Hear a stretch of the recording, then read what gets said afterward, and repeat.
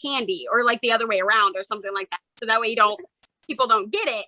And then, but she was like, but like, but it's awesome because you have like one doing one thing and the other one doing another. But make sure you remember which one is in which hand, because it could get real messy. It can get real messy if you let the wrong one. Yeah. I'm not cleaning fudge brownie out of there. Nope. Nope. I'll let nature take care of that. I'll let nature. Nope. Not going to PR for some other thing. No, ma'am. No, ma'am.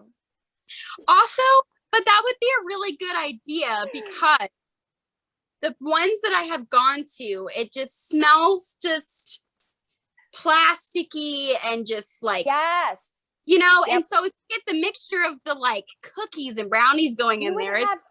Could you imagine the smell of cookies wafting in? You would buy everything because you just smell of fresh baked cookies just puts you at peace. All the things like that, and that part cracked me up towards the very end of like Claire's dad coming out. I was like, I can picture this whole thing just coming out, just like with the black bag, just like, oh no, my dad just shopped there. Like, what did he just get? You will get to see that. You will get to see that. Sweet, sweet George. Oh, just the big burly man just coming out of there. Little bag. I love it. Okay. It's fine. And then like, friend is totally fine with it. Like, oh yeah, here's your bag. And you're just like, there you go. What? No. Ew, gross. No, I would be mortified if I saw my mother walk out of a store. I would just be like, no, don't need that. I don't need to know that. Just that. I need the nearest eye washing station with bleach. Get rid of Where is my Visine? Because I need it. Let's see. Well, let's see. The next one was like, how did you start writing? Well, obviously, the fan fiction. That's how you started. Fan fiction was the first time I let strangers read anything I'd written. I kind of, for quite a few years before that, I was always a huge romance reader. I would be at the library like every other day.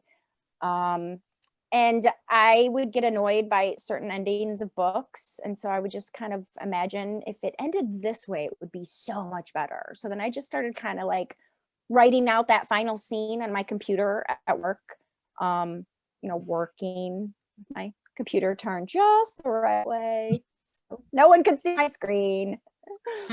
So I just started doing that, and one of my coworkers, we were reading the same book at the same time and we both hated it, and so I rewrote a couple of chapters and sent them to her, and she loved it, and I just kind of kept doing that randomly off and on, and it wasn't until Twilight and I found out, like, I finished the books and I found out there was something called Twilight fan fiction, where it was just like a lot of really good Twilight porn.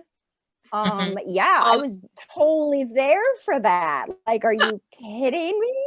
Like, I don't even know how many I devoured. I was just reading Twilight fan fiction constantly, and it just, I don't know, one day I was just like, what if I could do this? And so I just kind of started, and I got just a lot of great comments from people. And that's what's a good thing about when we were writing. I don't know if it's still this way, but back in the old days with fan fiction, like, you got immediate responses. Like, you published a chapter out on the website, and within 15 minutes, whatever, you would have readers like, that was such a good chapter, can't wait for the next one, when do we get the next one? And and kind of encouraging you. Like, I kind of wish, and I sort of kind of have recreated this with the way I write books, because I have a handful of beta readers and they read as I write. Yeah. Because that's just the way I started. Like, I need that immediate feedback from chapter one. before I can move on to chapter 2. Because what if I completely fucked up chapter 1? I'm not going to just keep going to fuck up chapter 2. Yeah. So I write the same way I kind of learned how to writing Twilight fan fiction, which is that I need that immediate, tell me if this is good or not. Yeah. I mean, So that's how, and I'll fix it.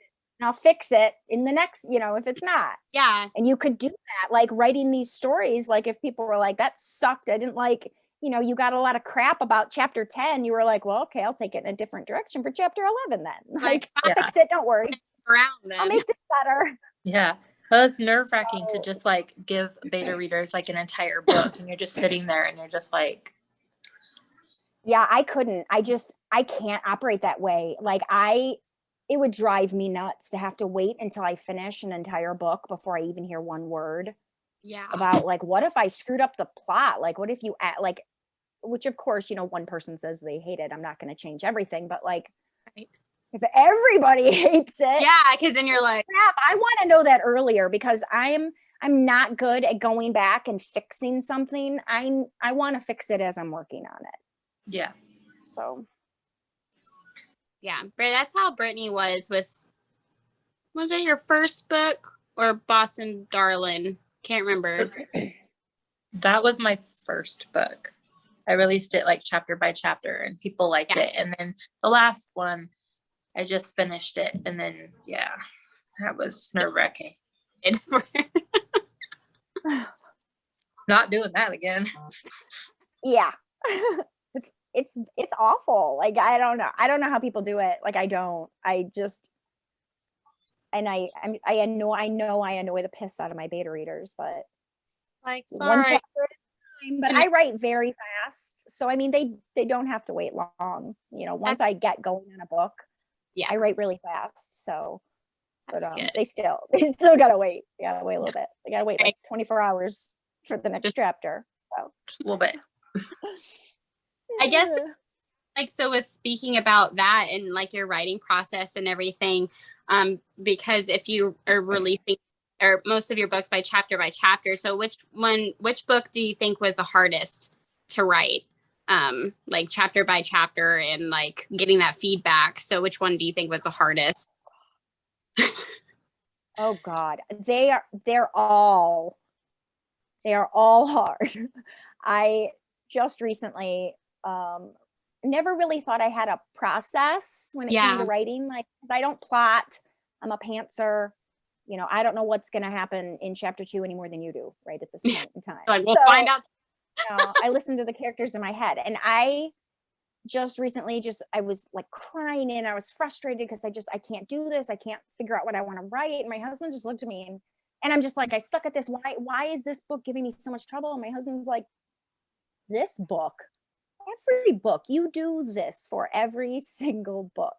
You write a chapter and then you pace and then you pace and then you pace and you complain and you cry and you say, I have no clue what to do in the next chapter. I don't know what to do. He's like, you do this for every book, every chapter. So I'm like, Seen this.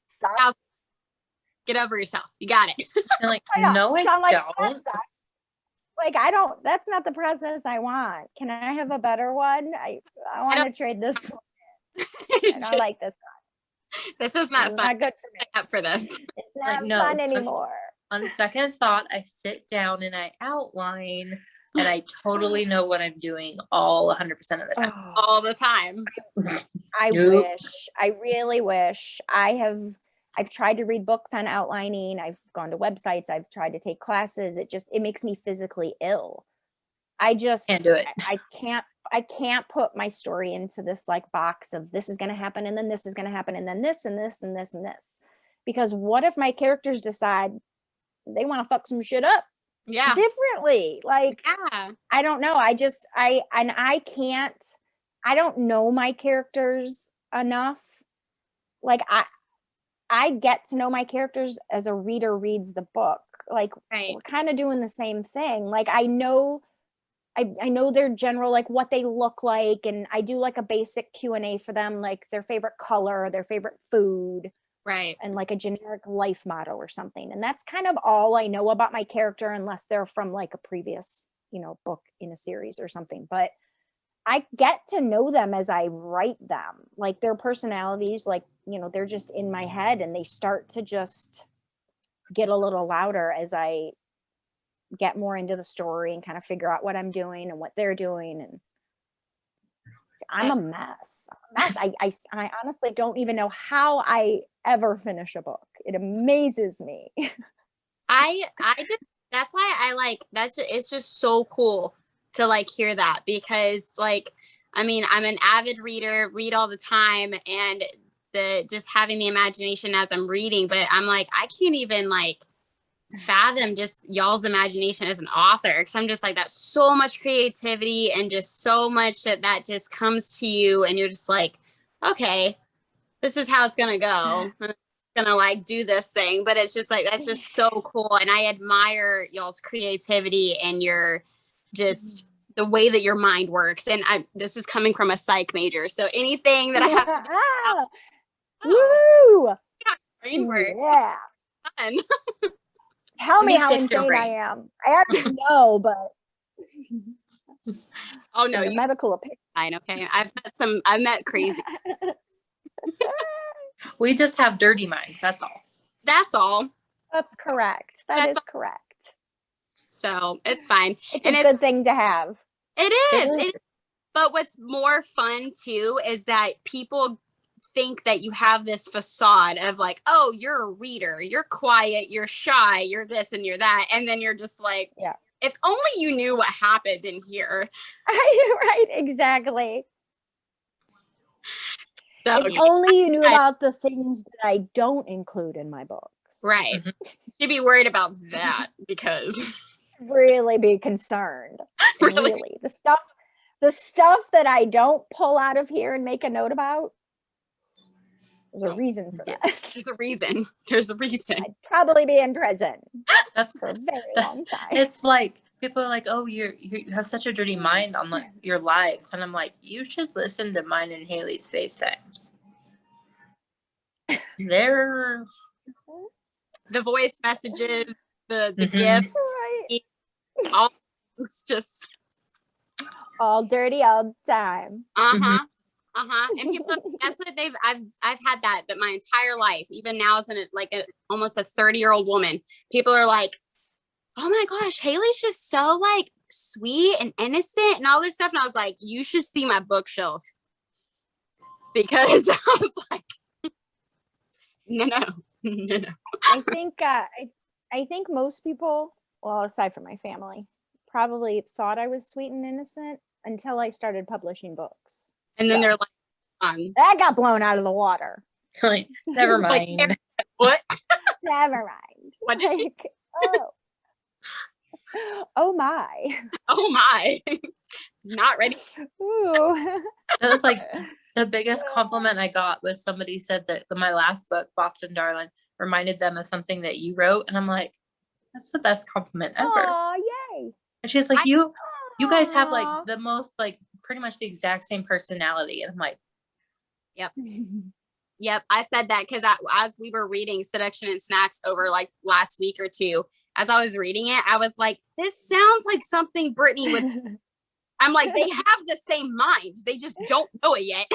Just like, it was like, my book's got a lot of twat waffle in it. There's twat thrown in there. And she's just like, it's like I'm reading Tara's book. I'm like, yeah, honestly. I was like, it's One too of- fun. It's like, this is great. One of my early like 1-star reviews from way back, like I think when it was first published, the woman counted how many times the word vagina was in the book, and she did not have a Kindle copy. She made a note in her review to say that it was a paperback copy, so she actually took the time to hand count. But hey, thanks, because you know I didn't know how many times it was in there, but your review now told me.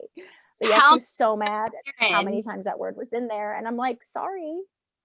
Tell me you're a Karen without telling me that you're a Karen. but it's like apparently Boston And this Darling is why has I don't read too many times. And this is why I don't read reviews. I think when we saw, I think I sent it to Brittany or no, we both commented on it on the 1-star review TikTok, I think that you had made, and Brittany, wait a second. There's people like that. I was like, hold on, let me read these comments because I want to see. There's some, like, at this point, because I don't read reviews. I only read them on Goodreads when, like, my ARC readers have gotten the book before release. And I will only, after the book releases, I will only funnel by 5-star reviews to pull quotes to use. I don't read them any other time.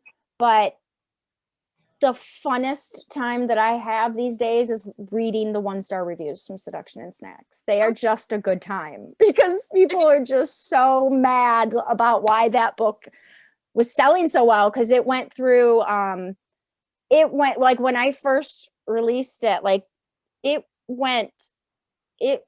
sold like hotcakes very quickly. Like it was just insanity back in 2012.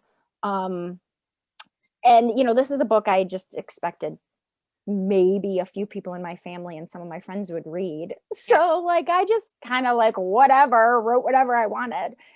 And oh my God, those reviews are just so funny. People just were saying, like, this author must have paid her friends and family for these 5-star reviews. And oh, there's some just classics. I kind of want to get them on a t-shirt. I actually used to on my old website. On my old website, under every book page, I would have like a couple of good reviews listed for each book. Yeah. Seduction and Snacks, on that book page, I listed all negative reviews, all 1-star reviews. Like, this book has the most profanity in it ever. I would spank my child if he spoke like that. Like, those were the reviews that I used to promote that book. Hey, those sell the book, because sometimes people are like, they do. Yeah. They really do. Yes. Intriguing. That's exactly it. Yeah. Especially the ones where we're like, oh, know, it's too hot for Amazon. Really? Really? Okay. Or I'll take that then. Bring it over here. Yep. No, it was a few weeks back. We interviewed a Passionflix actor, and he said this beautifully. He was like, the best, like, not revenge, but like the best sort of like thing to happen is when you make a hater a fan, because they're like, why are they succeeding and all this other stuff and blah blah blah, and then they actually like read it or they get invested and they're like, oh, okay. So, yep. Exactly. Like, I'm begrudgingly like this, I guess. And you're like, yeah, I thought so. So, yep. You're welcome. Yep. You're welcome. You're welcome. No, but I'm interested to see those, because now I think Brittany and I want to disturb the force. So they're funny. They're a good time. I actually might go read some later myself. They're funny, you know. And this book I wrote it 10 years ago. It was released 9 years ago. So I guess 9 years is a statute of limitations when 1-star reviews just don't hurt you anymore. Because 9 years. I'm okay reading those now. It's fine. But otherwise I don't even. I don't. I put the blinders on. Yeah. And I don't read them. I don't believe that reviews are for authors. They are for readers. Yeah. Other people think otherwise. But I haven't gotten any 1-star reviews. I just get those TikTok messages that are like, your book is really dumb. I'm like, thanks. Well, you read it. Shut but up. You read it though. Yeah. I'm like, and they're just like, I find twat waffle and twant triggering, and I'm like, sorry, I'm not responsible.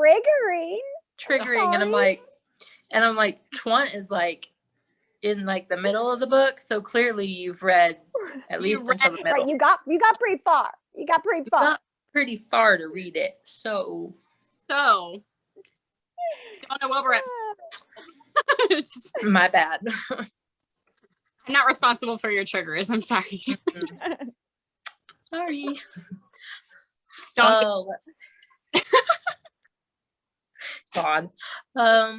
Okay, so what would be like your advice to like struggling authors that just aren't seeing success? Because it's like you go on like KDP and you're just like constantly refreshing for success, what would you say to those authors to start hitting it big? I'm probably the worst person to ask because I've been doing this for 9 years. I still don't know what the hell I'm doing.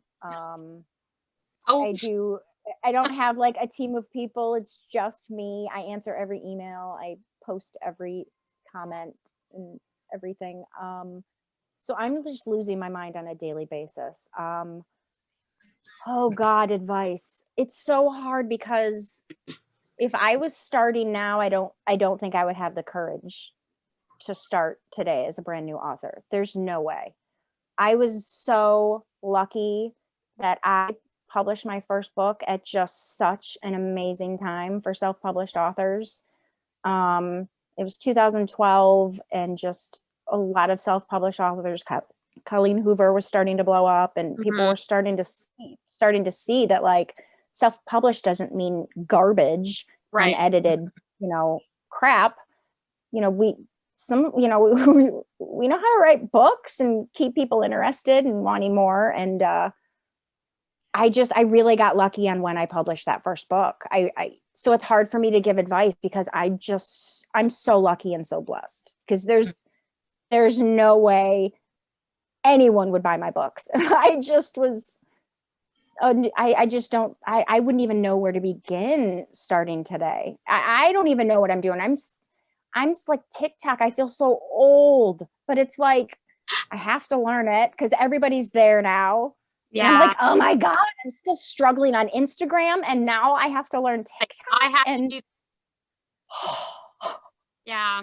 It's exhausting. And, I tell people all the time that like my job is 90% marketing and promoting and maybe 10% writing. Like I don't get a lot of time to write. I have so many other things to do that go along with this job that writing is such a small part of it. And I wish it was more balanced, but it's 2021 and social media rules the world right now. And I don't know if you're not like, if I always think like, oh, it'd be so nice just to take like a month off of social media, but then it's like, no one will remember who I am if I like just disappear for a month. Yeah. Just, there's hundreds of new authors coming up, every single day. And, so it's an exhausting job. It is the hardest job I have ever had in my life, but I could not imagine doing anything else. It's filled with the highest of highs and the lowest of lows and absolutely nothing in between. Yeah. But God, it's a fun ride. When you type the end. Yeah. Oh my God, there is no better feeling than when even though it's a complete dumpster fire and it needs edited and reworked, and those two words are the most beautiful words. You're just like, world, like you just feel like you haven't taken a breath until you write those words, and it's like you're like, time for wine. Just, yeah, a bottle. Ooh. Where's my bottle of wine? Oh God. But yeah, it's not for the weak, I'll tell you that. You got to have a thick skin, and you just have to really love what you do. Because there are days I very much question, what the hell am I still doing this for? Like, oh my God, this is hard. But it's like, what else would I do? Right. I could not imagine going back into an office. I couldn't imagine having an actual boss telling me what to do. Like, who are you? Tell me I have to be here by 8 a.m. No, I don't. Like, so. Who says I can't wear pajamas to work? I know. I feel like you're lying. I'm going to check the employee handbook. Check. And I have a meeting with HR about. Yeah. Unacceptable. as I work for corporate. It's fine. Everything's fine. It's all working out. No, actually, like, I do love my job. I wouldn't have it any other way. But now, if I could just get paid to just read and review, that would be awesome. But that would be amazing. That's why Lauren's got like the best job ever. Director of development. No kidding. Director of development. Yep. Gotta stick my teeth in Very it. good. Be like, hey, Lauren, you need an assistant? you need help reading books? I got you. I got you. I know how to do that very well. Very well. And within a timely manner. So Very timely. I graduated. I graduated. I'm an educated. I is good at words. Words are good. I aced my alphabet test in kindergarten. I know my letters. I know my letters. I make a sentence. It's real nice. I like I reading just them wrote it. bad words. I know what bad words are. And sometimes they can be good, depending on the situation. I'm telling you, bad words make that story good. Yep. Sometimes you say bad words when you feel good too. So all the things. All of them. Don't know why I'm sweating right now. So.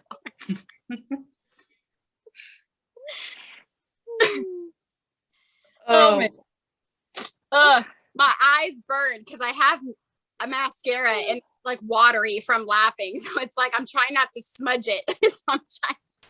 You should know better by now than to wear mascara. do So that.